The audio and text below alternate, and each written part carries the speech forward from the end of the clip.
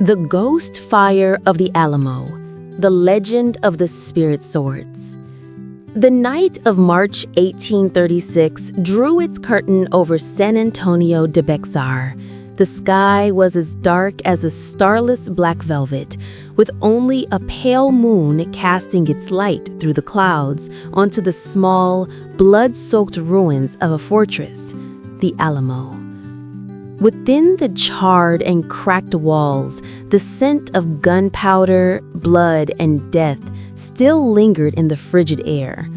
A heavy silence had replaced the sounds of cannons and war cries, but it was a silence that felt heavy with the silent weeping of hundreds of souls.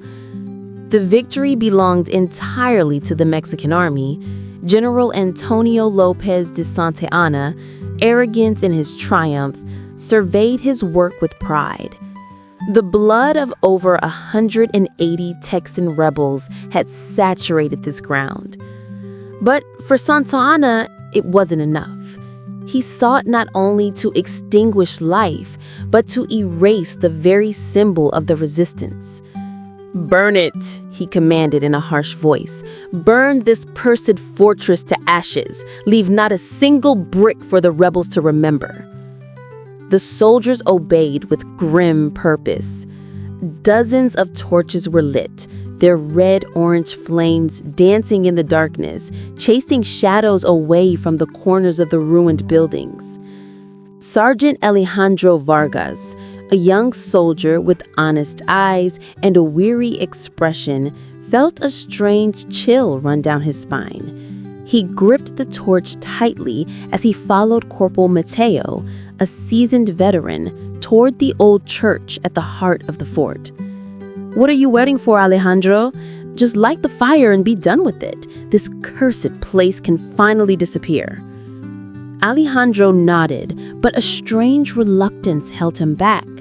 The closer they got to the ruins of the church, the colder the air became.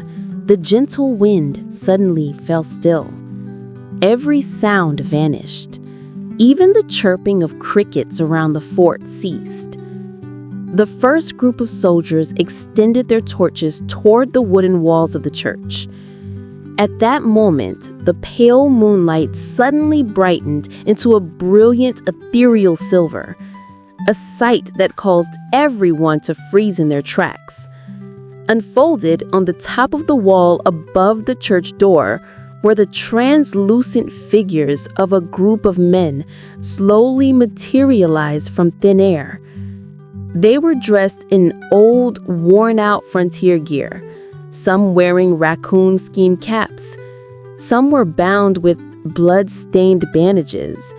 The faces of each man were etched with defiant determination, and even as spirits, their eyes burned with a faint blue light like embers under ashes. But the most terrifying thing was what they held in their hands. The long swords and massive Bowie knives that they had used to fight to their deaths were now on fire. It was not the fierce orange heat of a torch, but a cold, pale blue flame. It burned silently, without smoke or sound, but it radiated an overwhelming aura of death and dread. The spirits said nothing. They simply stood there, staring at the Mexican soldiers with eyes that held a single, resolute command: "Go back." The soldier at the front cried out in terror and dropped his torch. Even Mateo, who had never known fear, trembled. He raised his rifle to aim, but his arm felt impossibly heavy, as if a mountain lay on it. "Ghosts! It's ghosts!" someone screamed hysterically. That was all it took. The entire group of soldiers scattered and ran in a frenzy, ignoring the commands and shouts of their officers. They dropped their torches on the ground like hot coals and ran for their lives from the cold eyes and fiery swords of the Alamo's guardians. Alejandro was one of them. He ran without looking back, but the image of those blue eyes and the spirit flames remained etched in his mind. General Santa Anna was furious at the cowardice of his men, but when he heard the consistent testimony from dozens of soldiers, even he felt a chill in his heart. In the end, he was forced to abandon his order to burn down the Alamo. The place was spared from being erased from history. But the story did not end there. The boy's eternal quest. Many nights later, after the chaos had subsided and the Mexican army had set up camp around the town, Alejandro still couldn't sleep. The haunting image of the spirits tormented him in his dreams. One night, filled with a mix of guilt and curiosity, he decided to sneak back to the Alamo alone. The silence this time was different. It was not a terrifying silence, but one filled with profound sorrow. He walked across the wide courtyard that was once a battlefield, seeing the translucent forms of Texan soldiers standing guard on the walls. They patrolled slowly, an internal vigil over the place where they had fallen. Just as Alejandro was about to turn back, he heard a soft sob from a corner of the courtyard. He flinched, but the sound held no menace, only heartbreaking sadness. He slowly followed the sound and found the translucent figure of a small boy, perhaps 7 or 8 years old. He was wearing old clothes and wandering aimlessly among the ruins. The boy's blue eyes were filled with endless tears.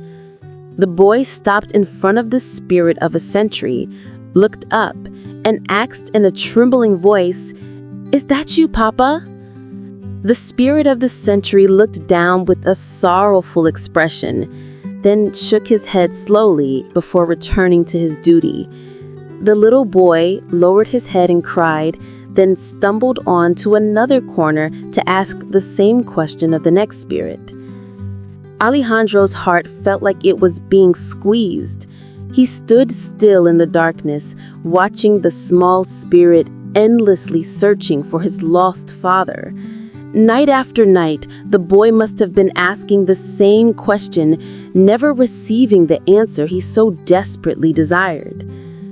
Alejandro understood then that the Alamo was not just a cursed fortress. It was a monument to grief, a cemetery that held both courage and profound loss. It was guarded by the souls of warriors who refused to yield and haunted by the tears of an innocent boy who had lost everything to war. He bowed his head slightly in a gesture of respect to every spirit in that place, before turning and silently walking away. The story he witnessed that night was passed down among the Mexican soldiers and eventually became a legend, the legend of the Alamo, where the dead still stand guard over their legacy with swords of fire, and the silent sob of a boy echoes in the wind for all eternity.